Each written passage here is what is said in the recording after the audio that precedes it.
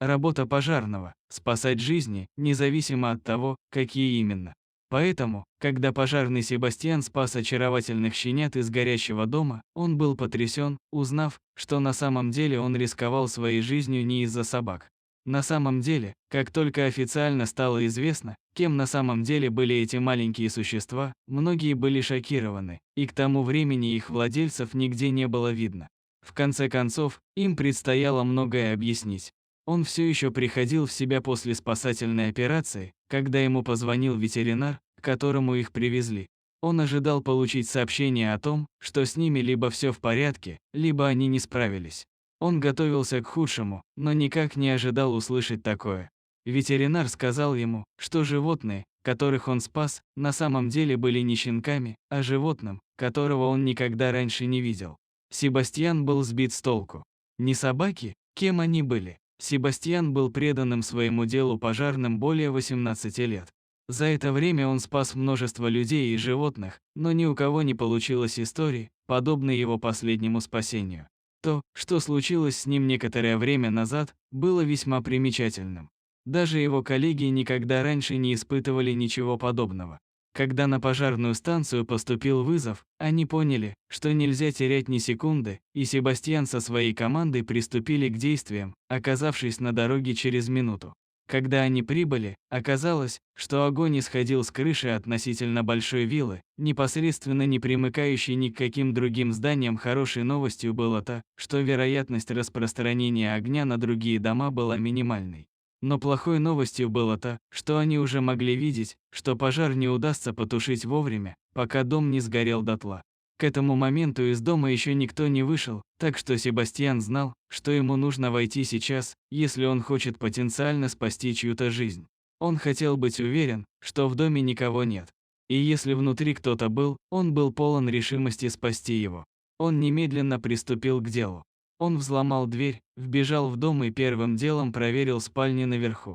К счастью, там никого не было, и он быстро спустился вниз, потому что жара становилась слишком сильной.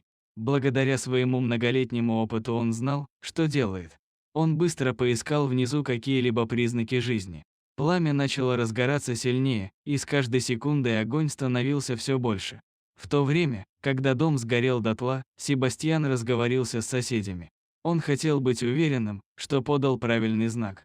Он никого не видел внутри, но хотел получить подтверждение того, что его решение подать знак было правильным. Соседи сказали, что понятия не имеют, где находятся хозяева дома. Одна соседка даже видела их в тот же вечер, и когда она ложилась спать, в доме горел свет. Так как же их могло не быть в доме? Было ли это чистой случайностью? Или происходило что-то еще? Когда Себастьян рассказал им о щенках, которые ему нужны, брови у них поднялись еще больше. Насколько им было известно, у семьи не было никаких собак. Так почему же в доме оказался ящик с этими маленькими животными? Они пару раз пытались дозвониться до семьи, но те так и не взяли трубку. Себастьян записал номер, чтобы повторить попытку на следующий день. Обычно подобными случаями поджога дома занимается полиция, но Себастьян хотел поговорить с владельцами о щенках. Примерно через полчаса щенков забирают и доставляют в приют для спасения животных, где их осмотрит местный ветеринар. Себастьян считал важным, чтобы за этими животными должным образом ухаживали. Он хотел быть уверен, что у них все хорошо. Здесь они будут оставаться до тех пор, пока, как мы надеемся, их не заберет владелец или пока их не отдадут на усыновление. Себастьян думает, что это последний раз, когда он это слышит, но он не мог ошибаться сильнее. Себастьян этого не предвидел. Что было не так? Тем временем сотрудники скорой помощи осмотрели Себастьяна на предмет каких-либо травм.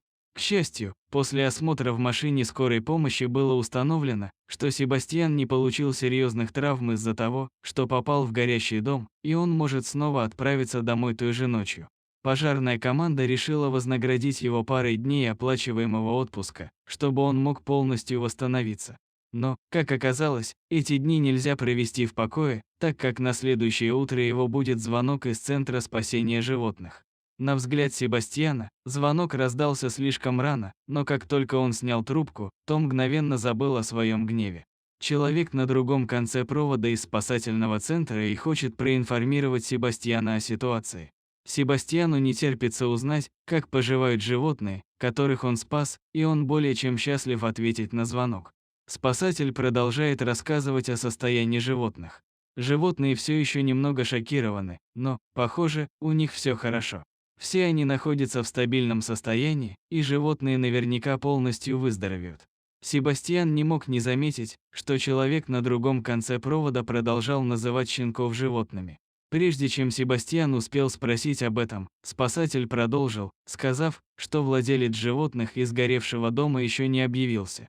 Спасатели связались с полицией, но они также пока не выяснили, кто были владельцы. Но было кое-что еще. Спасатель продолжает рассказывать эту новость. Ветеринар определил, что животные не являются щенками. Они не уверены, кто они такие. Трудно сказать, поскольку они все еще находятся в зачаточном состоянии, но существует множество теорий. Себастьян в таком же замешательстве, как и они, но он старается помочь, как может. Себастьян не обратил на это особого внимания во время спасения из пожара. По его словам, они показались ему щенками. Ветеринар пришел к выводу, что, кем бы они ни были, они не были родом из Соединенных Штатов или даже Северной Америки в целом. Скорее всего, это были дикие животные, но как они сюда попали? Себастьян более чем немного удивлен выводами ветеринара, но он мало что может с этим поделать. Этот звонок был не из Центра спасения животных, а скорее из полиции. Они хотели, чтобы Себастьян зашел и ответил на несколько вопросов.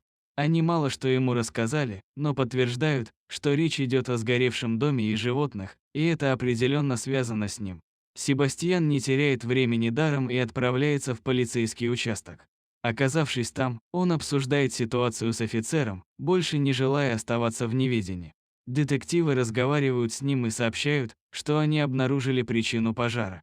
Или, еще лучше, кто устроил пожар. Этот пожар не был несчастным случаем, и полиция была уверена в этом. Это было новостью для Себастьяна, но он позволил им продолжать попытки выяснить, какую роль он сыграл во всем этом. Хотя у полиции было немного информации, они знали, что пожар был устроен намеренно, или, по крайней мере, сильно подозревали это. Полиция побеседовала со всеми соседями, окружавшими сгоревший дом. Один из соседей вспомнил, что хозяева дома загрузили свою машину пожитками и умчались за несколько минут до начала пожара. Сосед видел, как начался пожар, и сообщил об этом. Сосед продолжил, сказав, что они наблюдали за владельцами дома с тех пор, как те переехали. Сосед, следивший за владельцами, смог опознать их и машину, на которой они ехали. Владельцы были задержаны тем утром в городе, расположенном всего в нескольких часах езды отсюда. На самом деле они не разговаривали, но ходило множество возможных связей и теорий. К сожалению, улики были сожжены. По большей части полиция могла прийти к выводу, что владельцами дома были несчастливо состоящая в браке молодая пара, а скорее пара преступников, работавших в крупных масштабах в международной преступной группировке. Они использовали свой дом в качестве места встречи и распространения своей продукции. Благодаря своим связям полиция была почти уверена, что эта пара занималась всем, от вымогательства до незаконного оборота наркотиков и контрабанды. Одна из их последних партий продуктов была полна исчезающих видов животных. Вот тут-то позже и пригодилось бы спасение Себастьяна. Щенки собирались стать звездами. К несчастью для пары преступников, закон наступал им на пятки. С таким количеством приходящих и уходящих в их доме бизнес процветал, что, конечно же, привлекло внимание властей. Именно тогда преступники совершили свою самую большую ошибку, которая привела бы к тому, что их поймали. Пара решила собрать вещи и съехать. Они сожгут дом со всеми уликами внутри, как только будут готовы уйти. И, к сожалению, им действительно удалось осуществить этот план. Они на какое-то время скрылись, и дом сгорел дотла, забрав с собой большую часть улик. Хотя у полиции было несколько теорий о том, чем именно занимались преступники, на самом деле ничего нельзя было сказать наверняка, поскольку улики были сожжены дотла. Но была одна вещь, которая могла поправить дело или сорвать его.